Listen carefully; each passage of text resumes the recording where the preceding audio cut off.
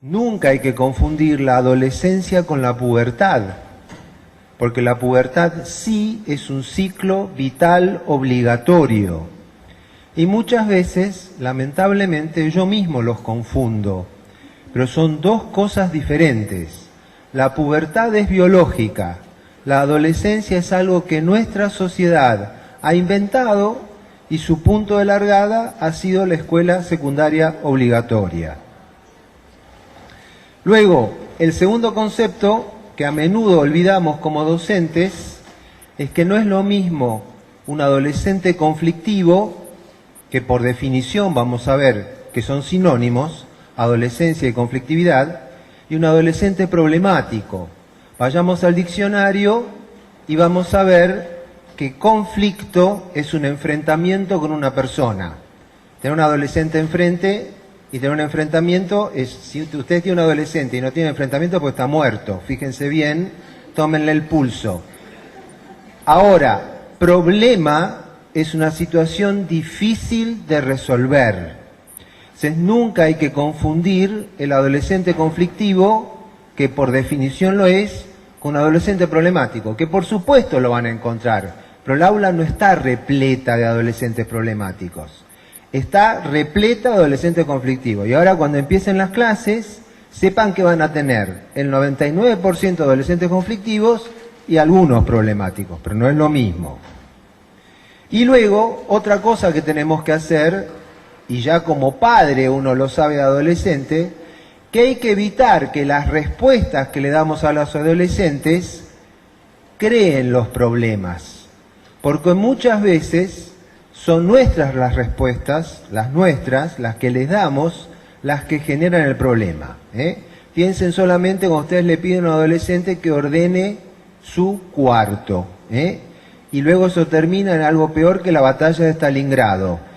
Y es la cuestión de cómo uno plantea la respuesta a la respuesta adolescente, que el cuarto está ordenado, que así está bien, que es mi cuarto, que es mi vida, y eso va escalonándose. Muchas veces es nuestra respuesta, y después vamos a explicar por qué, la que genera el problema. Luego, tercer concepto, la adolescencia es una etapa crítica. ¿Por qué?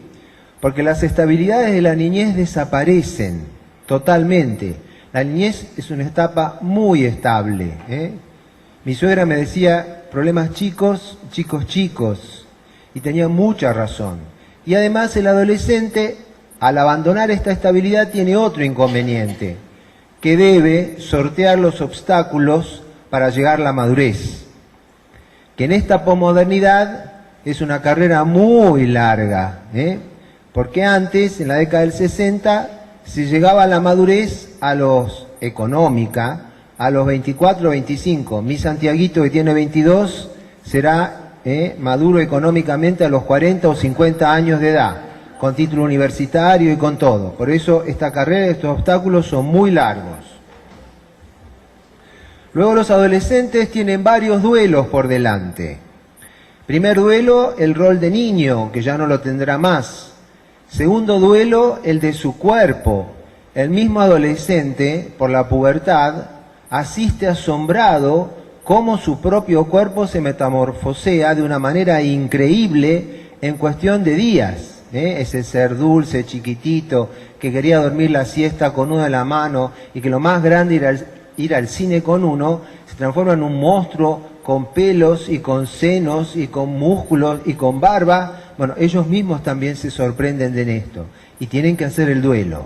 Y luego también tienen que hacer el duelo del rol de la madre y el padre, porque seamos sinceros, una cosa es ser madre o padre de un niñito y otra cosa es ser madre de estos monstruos olorosos, llenos de púas textualmente.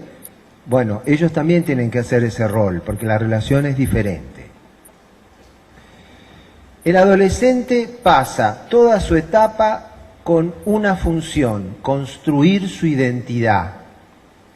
Por eso, cuando uno observa una conducta adolescente, tiene que leerla siempre en clave adolescente. Y esta es más difícil que la clave Morse, porque lamentablemente a mí me gustaría que en alguna librería vendan un diccionario, idioma español traducido al adolescente y viceversa.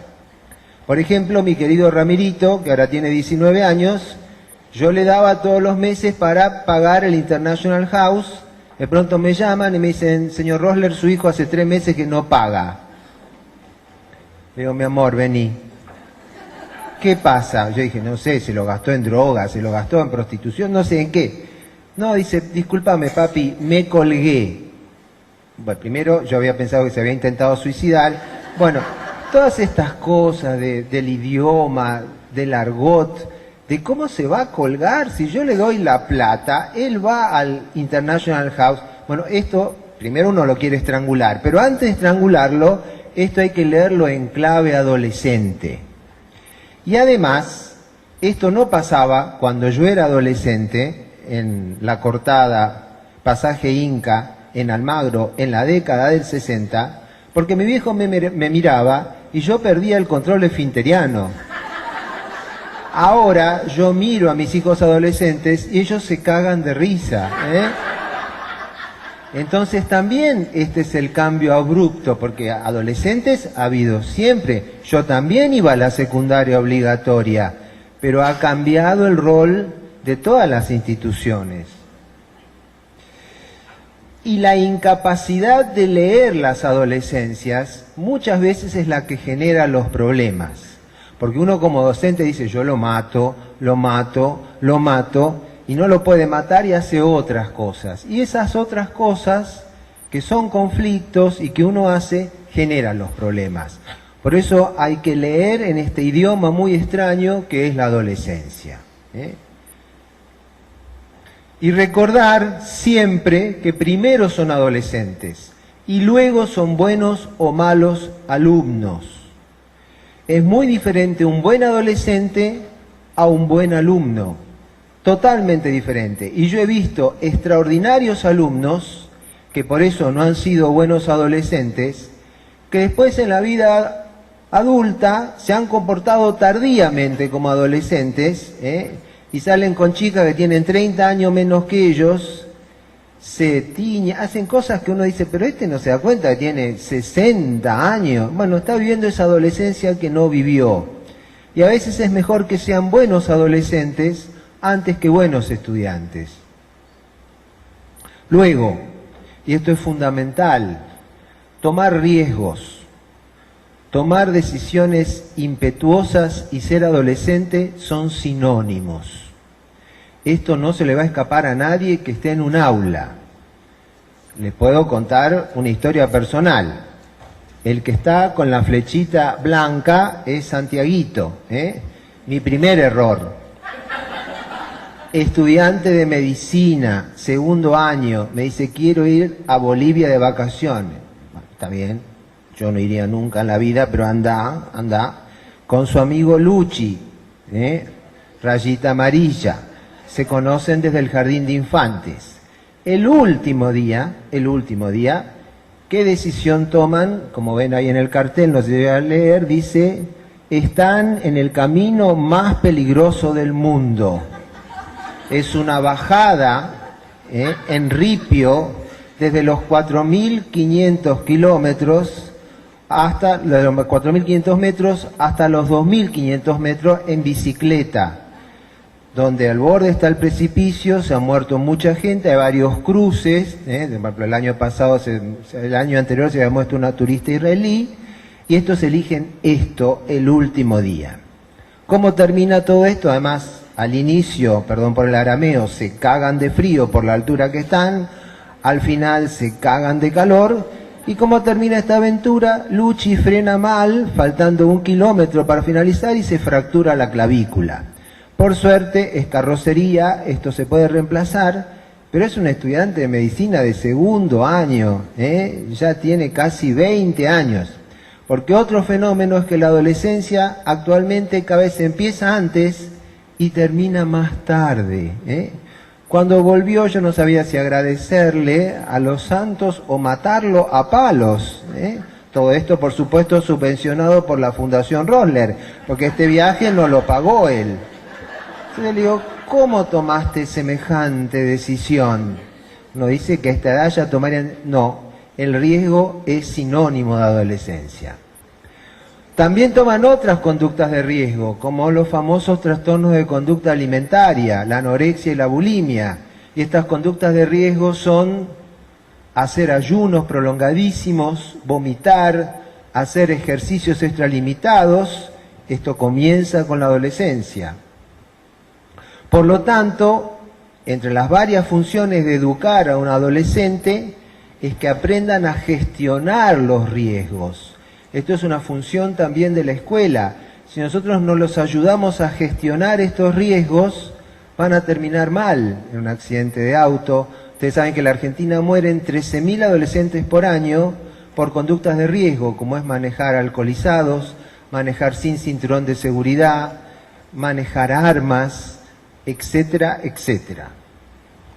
Luego, otra característica de los adolescentes es el desorden emocional, la desproporción afectiva. Por ejemplo, Ramiro, por favor, ¿podrías ordenar tu cuarto? Y esta es la 14ª vez que uno le dice, y ya el cuarto, Ramiro, Kosovo es un poroto. Y Ramiro empieza, no, ves mi cuarto y yo, y dice, pero ¿quién te pensás? Es mi vida. Y yo, esa desproporción ante el pedido, porque la señora que viene a ordenar 2 veces por semana, Leonora, casi le agarra un infarto de miocardio cuando abre la puerta de la habitación, y él se lo toma como si uno lo estuviera acosando sexualmente o insultando. Esta desproporción afectiva y esta tempestad emocional es típica del adolescente. Uno le dice una cosa chiquitita, por ejemplo, uno le presta la bicicleta a Santiago y a la 15ª vez le dice, Santiago, si mañana me traes la bicicleta, no te presto el auto. A vos te paré, bla, bla, bla. Y uno en realidad hace 3 meses que le prestó la bicicleta. Esto es característico de ellos. ¿Por qué? Porque estos nubarrones emocionales distorsionan en el adolescente su realidad personal y sus realidades interpersonales. Entonces uno no tiene que estrangularlo en ese momento, sino que darse cuenta que en ese momento ellos no pueden ver la realidad tal cual es, sino cosas que dicen.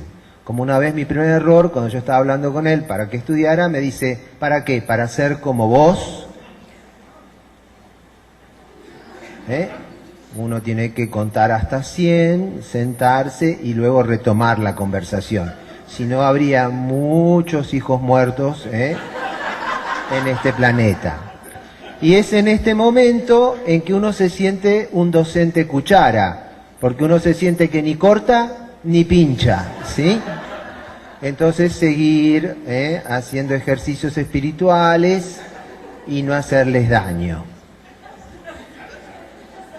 Una cosa muy rara es que los adolescentes toman muchas más conductas de riesgo que los niños. Esto es irracional, porque el cerebro de un adolescente está mucho más maduro que un niño. Lo lógico sería que un niño de 10 años, con un cerebro más inmaduro, sea mucho más riesgoso que un adolescente. Y ustedes saben que no es así. Hace poco yo en el Hospital Británico operé de urgencia a 2 adolescentes. Como era una urgencia, yo entré directamente al quirófano, me estaba lavando, y en ambas ocasiones le pregunto a la instrumentadora, ¿qué pasó? Caso número 1, no sé si ustedes lo conocen, yo no lo conocía, el semáforo ruso. O sea, ahora el juego es cruzar la avenida cuando es en rojo para ellos y pierde el primero que sale corriendo. Entonces, claro, los autos que tienen verde para ellos se llevan puesto alguno de vez en cuando. Imagínense el pobre padre de esta circunstancia. Y la segunda ocasión era un chico que recién sacaba el registro, no se ocurrió mejor idea que vendarse los ojos, subirse al auto, tal vez quiso hacerla de perfume de mujer, encender y arrancar. Y se llevó un palo puesto, un árbol por delante. Bueno, estas son las conductas de riesgo de los adolescentes. ¿Por qué? Porque el adolescente tiene su sistema emocional, que es la corteza límbica, totalmente madura. Ni bien comienza la pubertad, chicas y chicos, tienen su sistema emocional totalmente madura. O sea que ese impulso para interactuar está totalmente activo. pero su corteza racional recién está maduro a los 21 o 22 años. O sea que no hay nadie acá adentro que pueda controlar esos impulsos. Entonces, esta desproporción entre una emoción sin control cognitivo explica que toman esas conductas de riesgo que ellos toman. Otra cosa que aumenta el riesgo es la montaña rusa hormonal. Y bien llegan a la pubertad, la testosterona y el estrógeno actúa sobre el sistema nervioso central y uno hasta puede oler las hormonas en estos adolescentes, que hacen que nos contestan como nos contestan y actúan como actúan. Entonces, un adolescente es como un mono armado, no tiene cognición y tiene el cerebro lleno de hormonas. Ahora, la naturaleza no hace nada en vano. ¿Por qué nuestros adolescentes son así? Bueno, porque en el Paleolítico tenían que salir de la caverna a buscar una pareja. Si hubieran sido racionales decían, no, yo me quedo con mamá y papá, que me cocinan gratis, me dan la comida gratis, me dan el fueguito gratis. Ahora, como eran unos descerebrados, lo que hacían era, impulsados por las hormonas, a salir de la caverna. El problema es que en este momento, en el cual mi Santiago no va a salir de mi caverna, porque la Fundación Rosler funciona como un Banelco, Rentacar, Laverrap, Hotel Transitorio, todo gratis. Estas conductas son inapropiadas, porque yo en este momento tengo 2 machos alfa que están compitiendo conmigo y yo no tengo la culpa que no puedan salir de mi caverna. Y esto que era funcional para el Paleolítico, que funcionó durante varios miles de años, esta conducta adolescente no sirve. Y además, creo que esto tiene implicancias jurídicas. Ahora que se está discutiendo la imputabilidad, los adolescentes no tienen control cognitivo, su corteza cognitiva no está madura hasta los 21 años.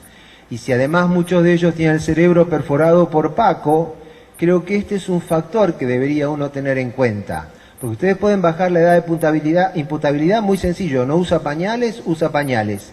Pero si no tienen control cognitivo, es un dato a tener en cuenta, creo yo. Luego, es mentira que existe un problema adolescente. Eso es una mentira. Los adolescentes la pasan bomba. Ellos no tienen ningún inconveniente. Observen a los adolescentes, ¿la pasan mal ustedes creen? No, ellos se divierten. El problema es de los adultos con los adolescentes. Entonces, creo que hay que dejar de plantear que hay un problema adolescente. Si fuera por ellos, la secundaria podría durar hasta los 40 años. Ellos no tienen ningún problema. El problema es nuestro con ellos. ¿Qué hacemos? ¿Cómo los educamos? ¿Cómo les enseñamos? ¿Cómo hacemos para que aprendan valores? Pero ellos la pasan tutti frutti. Y por eso han aparecido tantos programas en la televisión y en el cine, en el cual hay familias disfuncionales que giran alrededor de adolescentes que la hacen disfuncional. Luego, la condición adolescente es una condición contextual. Y yo imagino al contexto como un escenario teatral, en el cual se pone en escena la adolescencia. Y esta puesta en escena de la adolescencia, ¿quiénes la hacen? Actores noveles, sin ninguna experiencia, que son ¿quiénes? Chicas y chicos, desde los 12 años, que tienen que ensayar su rol hasta que encuentran una auténtica identidad. ¿Y cuál es el escenario más común? El colegio, la escuela, ahí están ensayando su rol. Ahora, este escenario está estructurado en 3 dimensiones. La primera dimensión es el origen socioeconómico y el capital cultural que traen. Estas 2 cosas nos va a decir mucho sobre qué actores vamos a tener en el escenario. Cuanto menos capital cultural traigan, más difícil va a ser nuestro actor. Y también, según el origen socioeconómico, cuáles son las exigencias del guión. Luego, los actores ensayan en compañía. ¿Qué quiere decir? que las adolescencias son producto de las interacciones que viven en el mundo. Los adolescentes se van formando según con quienes interactúan. Y cuando uno tira a un adolescente al mundo, hay que tener mucha suerte sobre con quiénes van a interactuar. Y luego venimos nosotros, porque lo que sucede en la escena depende mucho del director teatral. Los adolescentes actúan en función de cómo son tratados, y nosotros somos esos directores de escena. Y un ejemplo de la importancia de la escena teatral son estos trastornos de conducta alimentaria. La anorexia. Fundamentalmente hay chicos que para actuar en el mundo manipulan su cuerpo y su comida. Estos adolescentes no deben confundir salud con belleza. No es lo mismo. Lamentablemente, hoy en día, la anorexia está influida por una cultura que es la cultura del cuerpo. Y en la actualidad hay una moda de la delgadez. Si ustedes ven los cuadros del Renacimiento, esas que eran belleza del Renacimiento y la traerían a Cormillot y le dirían, usted es una gorda, obesa, debe rebajar 40 kilos, porque si no se ven las crestas ilíacas y no le pueden contar las costillas, esa es una gorda. Bueno, hoy en día, cuando ustedes ven las modelos, es gente que realmente parece raquítica de Biafra. Y los chicos, y las chicas fundamentalmente, tratan de copiar este modelo para actuar en el escenario. Y las anoréxicas, y esto ya ha sido estudiado neurobiológicamente, tienen un trastorno de su imagen corporal. Se ven obesas en una realidad de extrema delgadez. Este es un trastorno casi de la visión. La anorexia suele comenzar en la pubertad, donde los cambios hormonales producen curvas, un cuerpo curvilíneo. Y lamentablemente estas curvas, que son normales, no se corresponden con la moda prêt-à-porter. Y es aquí entonces desesperadamente donde tratan de abandonar su cuerpo normal e ir hasta ese modelo antinatural que da la moda. Es por esto que la publicidad puede lograr vender cosas que son totalmente innecesarias. Nosotros necesitamos hacer marketing del adolescente. Y entonces tenemos que conocer cuál es la vida del adolescente fuera de la escuela, que muchas veces no la conocemos. Y también cuál es su relación con los medios, con la informática y con las redes virtuales. Por ejemplo, cuáles son sus rutinas, qué parte de su vida es la calle, qué parte de su vida es la soledad de la habitación, qué hace los fines de semana, porque no se olviden que inmediatamente después del fin de semana el lunes cae sobre nosotros, y cuáles son sus recorridos.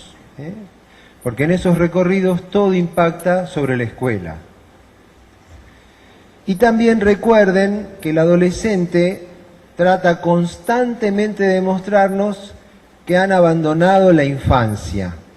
Cuando nos desobedecen, tanto como docentes o como padres, y uno dice, ¿por qué hace esto? Si uno le dice, mira, por favor, levanta ese papelito que tiraste ahí, o por favor, haz esto, y no lo hace.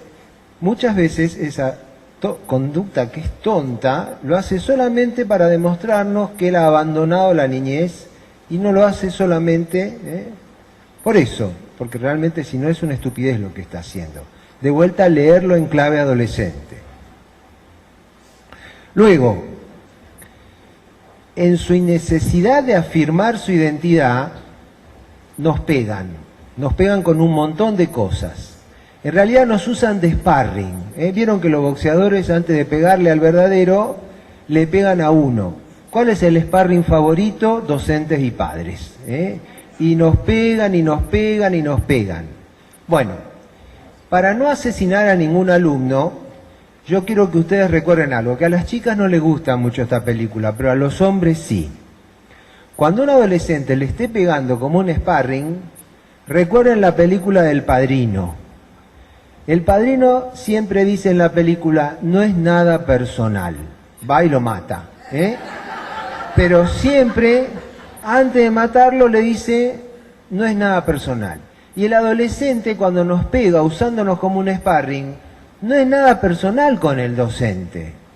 En realidad nos pega por el papel de adultos que representamos. Y le va a pegar a cualquier adulto que encuentre en el camino, no por ser yo, Robbie Rosler, docente, sino porque yo represento el papel de adulto.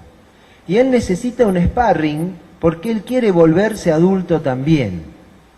Por supuesto, yo cuando era adolescente no le podía pegar a nadie porque mi mamá, una inmigrante húngara que bajó desnuda del barco, me hacía la ortodoncia con el reborde de la mano. Pero ahora no existen más esos mecanismos psicoanalíticos de tratamiento. Entonces, ellos pegan, pegan porque no hay esa contención. Entonces, recuerden al padrino, cuando les están pegando, piensen, no es nada personal, no es nada personal, ¿eh?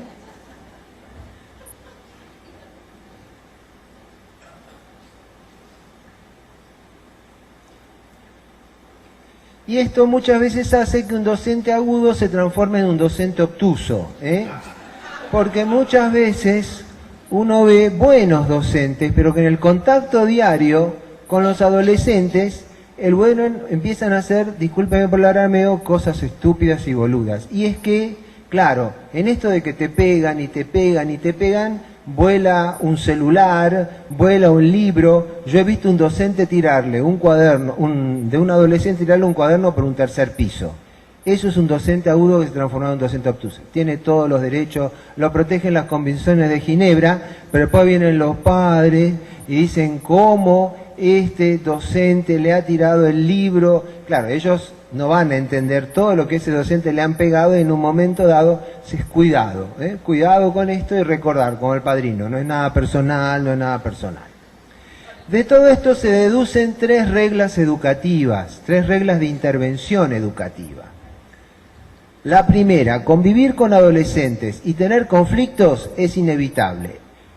Tener adolescentes y pensar que uno no tiene conflictos es como subirse a los autitos chocadores y pensar que no te van a golpear. Si vos te subís a los autitos chocadores, o sea, te subís a un aula con adolescentes, vas a tener conflictos. Pero recordar que conflictos es tener enfrentamientos.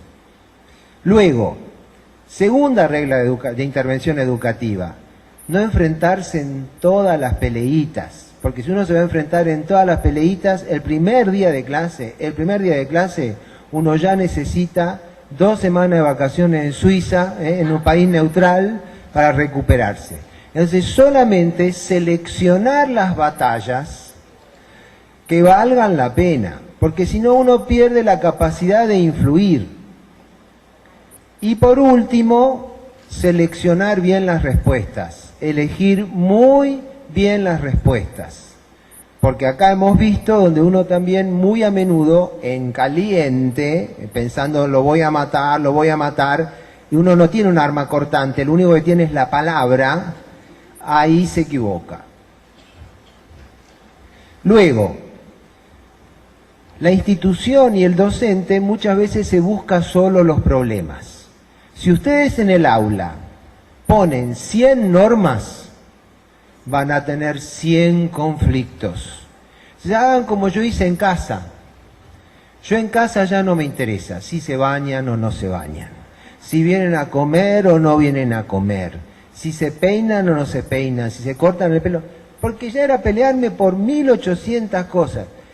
Cenamos a las 8, llegan 10:30. Entonces mi perímetro defensivo es, la Fundación Rosler exige estudiar o trabajar, no embarazar, no contagiarse de HIV, punto. Y no hay más. Entonces, yo tengo muy pocas posibilidades de conflictos, muy pocas, ¿sí? Ahora, si yo empiezo, hay que estar bien vestido, hay que estar a la hora de cenar, hay que estar con el pelo corto, hay que estar,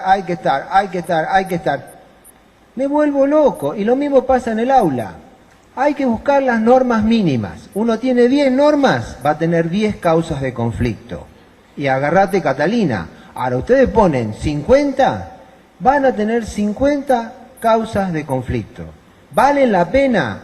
Fantástico, los felicito, pero vayan con un Valium gigante, de ser posible en forma de supositorio, que se absorbe mucho más rápido, y que el nirvana neuroquímico los proteja.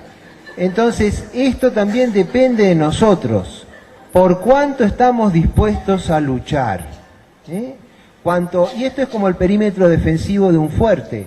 Cuanto más chiquito es, más fácil es de defender.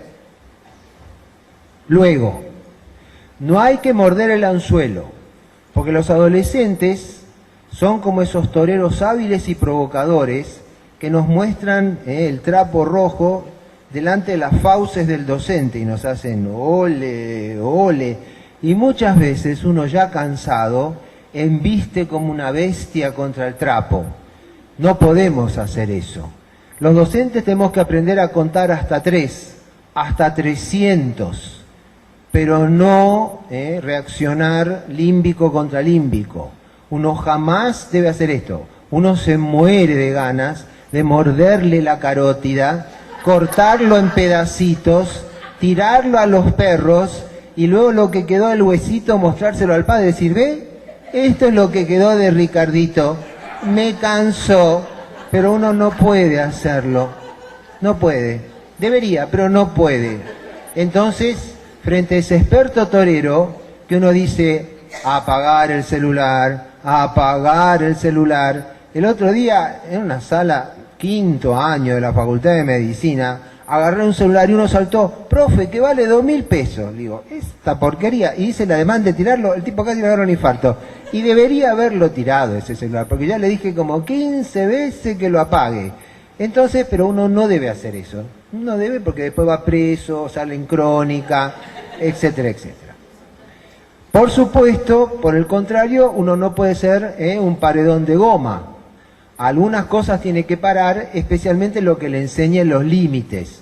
Además, si no le enseñaron mamá y papá, alguien se lo debe enseñar, porque en la vida, después cuando tenga un patrón, un jefe, ese no va a durar allá afuera, en el mundo, ni un milisegundo.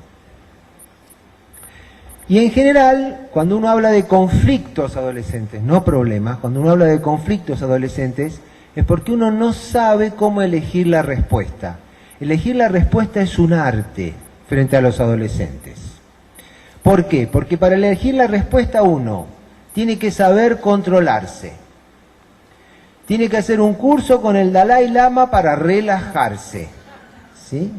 Y luego tiene que saber técnicas de mediación. Porque las técnicas de mediación implica que la decisión se toma de a dos. Y cuando el adolescente tiene la sensación de que él también intervino para la solución, aunque sea una unidad que se utilizaba en Almagro, una pendejésima, él cede más rápido. Entonces, es importante saber en qué circunstancias responder y en cuáles no. Jamás responder en caliente. Jamás. Jamás responder frente al grupo. Como hacía un profesor de matemáticas de mi colegio, de voz muy nasal, el profesor Peralta, decía, Gosler, vení, y me encerraba en un cuartito, a solas, no frente a la multitud jacobina, y me decía, Rosler, la próxima vez te voy a mandar a juntar piedritas a la Plaza Constitución. Y yo decía, ¿por qué? A ver si te llega sangre al cerebro vacío que tenés. Entendía, pero lo hacía a solas. Yo después si lo contaba, todos se reían de mí, pero nadie me defendía. Entonces, jamás en caliente y jamás frente a la multitud. Y en general, un adolescente conflictivo es aquel que ha traspasado sus tensiones a la escuela y la escuela no ha sabido canalizarlo. La escuela, cuando tiene un chico que está desde el jardín, sabe quiénes son conflictivos. Y ese hay que detenerlo antes de que le salga la testosterona. Porque cuando ya le sale la testosterona, ya es tarde.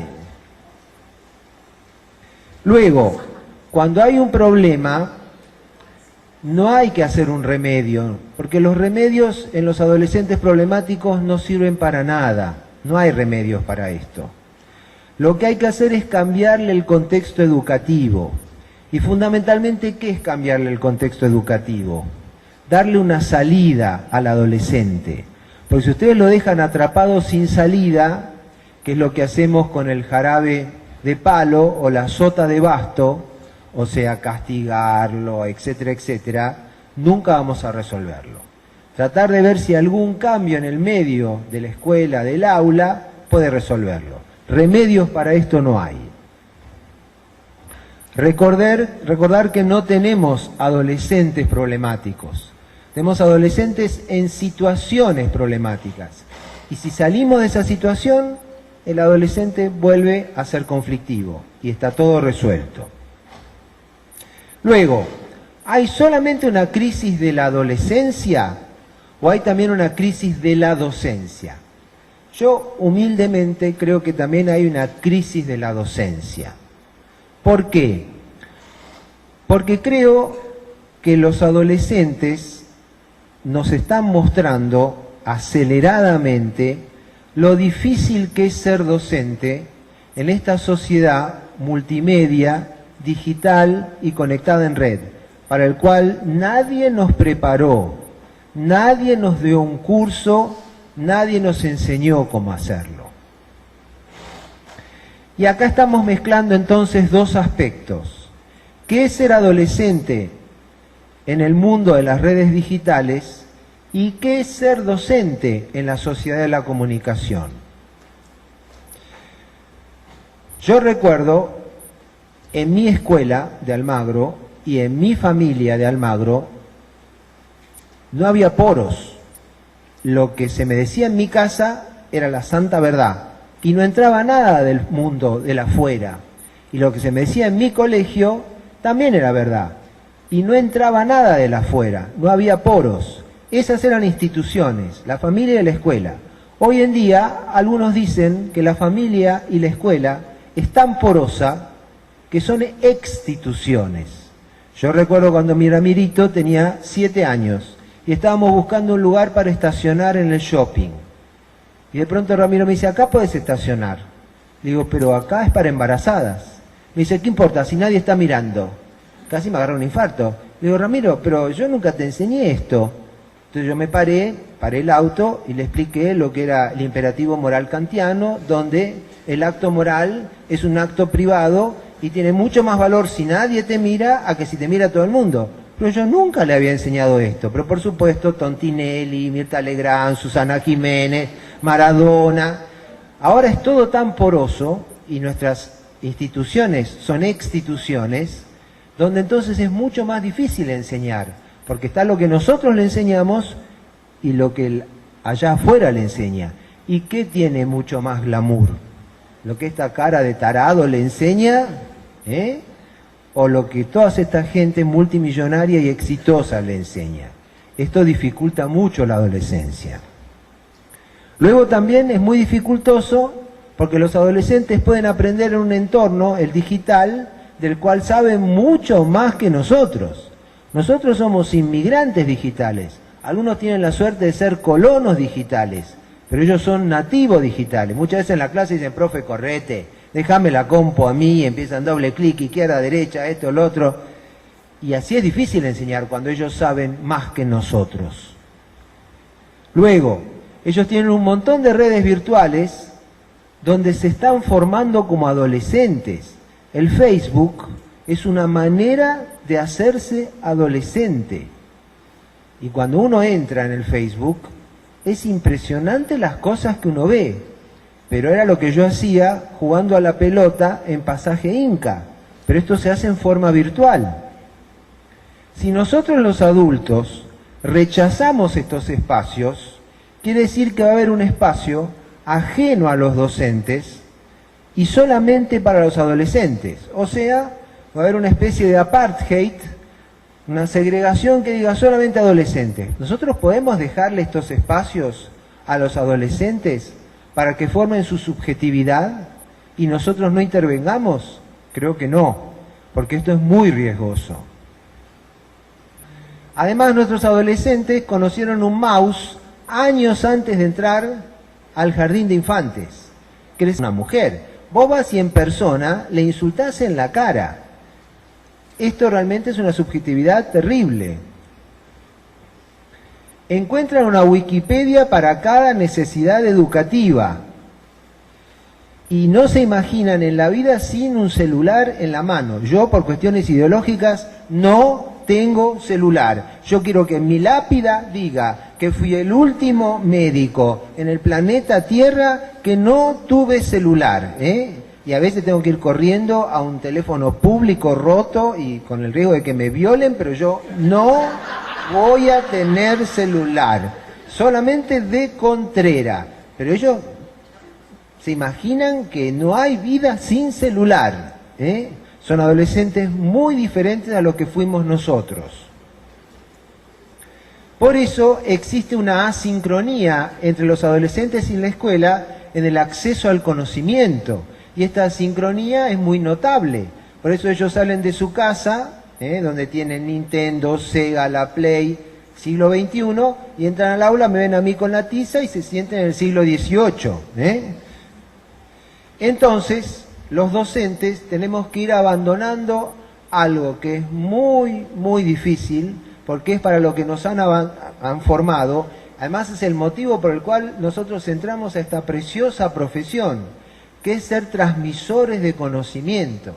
Pero muchos de los conocimientos que nosotros transmitimos ya están en Internet, además están de una forma mucho más atractiva, y de transmisores del conocimiento tenemos que pasar a ser mediadores. Mediadores de un conocimiento para que nosotros podamos estimular o ayudar a nuestros alumnos a saber pensar y razonar, porque ellos tendrán un montón de Wikipedias, pero no saben pensar y no saben razonar. Esta es nuestra función fundamental en esta sociedad de la comunicación. Y dejar de transmitir conocimientos todo el tiempo. Eso ya está. Eso ya está. Luego, creo que en todas las escuelas debería haber un espacio para digerir el fin de semana.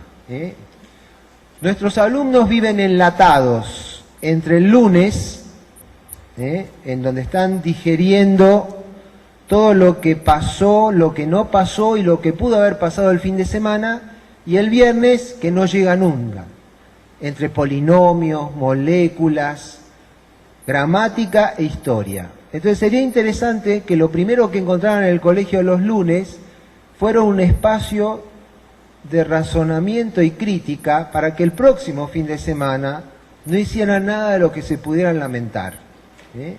Porque los fines de semana pasan cosas que yo no me gustaría enterarme, pero a veces yo recibo en casa compañeros totalmente ebrios, en situaciones terribles. Le digo, ¿por qué me lo traes acá? Y porque el viejo lo va a cagar a trompadas.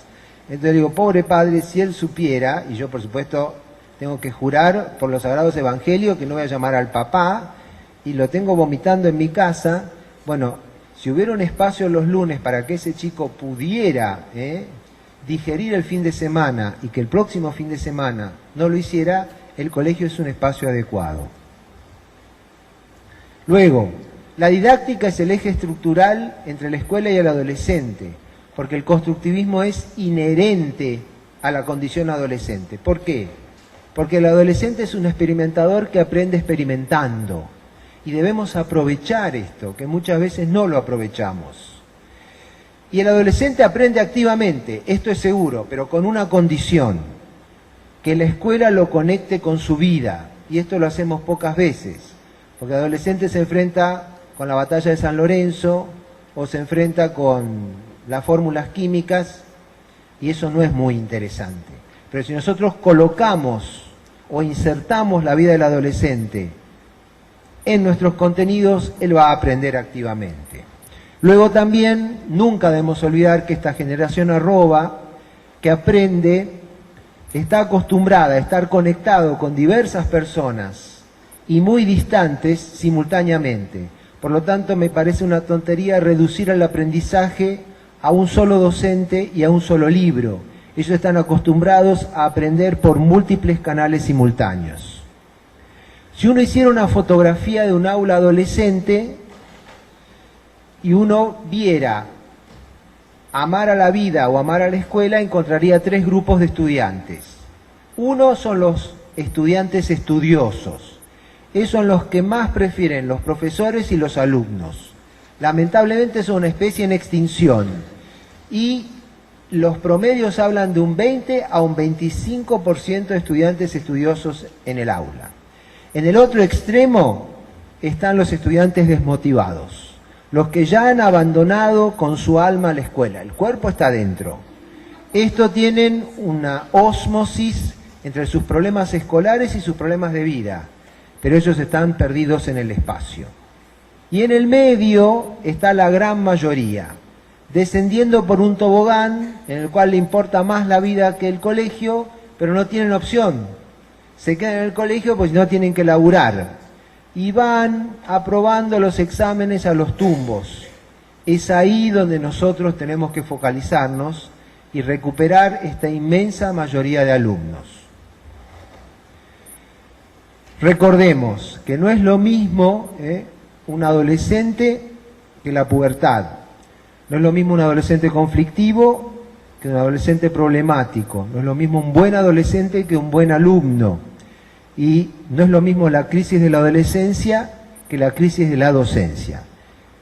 Y para terminar, quiero contarles una investigación que yo he desarrollado personalmente. He empezado con el sistema nervioso más sencillo y burdo, que es el del hombre, pero prometo después ir a cerebros de mayor complejidad, que es el femenino. Bueno, este tema yo lo llamo la genitalidad de la paciencia, que es muy aplicable a los adolescentes. Yo he descubierto que hay un área cerebral de la paciencia que hace liberar en los testículos una hormona que se llama escrotamina.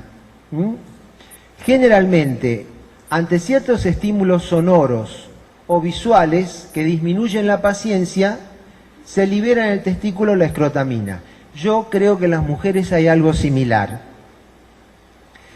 Y he visto que a menor paciencia, mayor escrotamina y mayor volumen testicular, con el riesgo de que el testículo estalle como una piñata.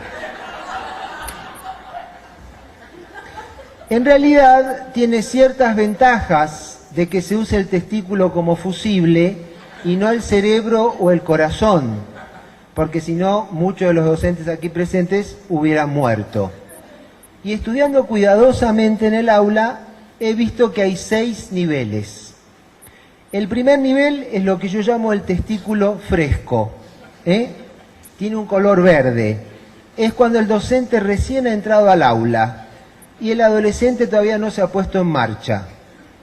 El segundo nivel es lo que yo llamo el testículo al plato. Tiene un color amarillo. Está servido. El adolescente ha empezado a molestarlo, pero en forma textual. Y acá comienza la carrera rumbo al estallido. El tercer nivel es el testículo inflamado. Tiene un color naranja y se puede notar porque el docente ya tiene la cara roja, porque la escrotamina, entre otras cosas, produce la vasodilatación facial. El cuarto nivel es el testículo lleno. El color del testículo es violeta. Y generalmente, científicamente, el docente suele decir, me las piso o la tengo por el piso. ¿Por qué? Porque cuando el testículo aumenta de volumen, aumenta de peso y por las leyes de Newton desciende. El quinto nivel, no voy a decir el término porque quiero respetar el ámbito, pero la traducción sería de la quinta funda de los balones. ¿Sí? Acá usamos balones como eufemismo de testículo y generalmente estamos al borde de la hecatombe. Ya el color es rojo y el quinto nivel tiene relación con el quinto elemento y la quinta esencia de la metafísica. Más allá está el abismo. Acá ya está colmado. Generalmente el adolescente lo ha molestado durante horas y horas y horas. Y luego está el sexto nivel. Acá el color del testículo es negro por la necrosis celular, la muerte celular. Ya acá el docente tiene una cara de mongol asesino, y pocos docentes han sobrevivido a este estallido. Generalmente hay que tener un muy buen estado de salud, y generalmente son profesores de salud, profesores de educación física los que han sobrevivido a esto. Muchísimas gracias. Gracias. Muchas gracias.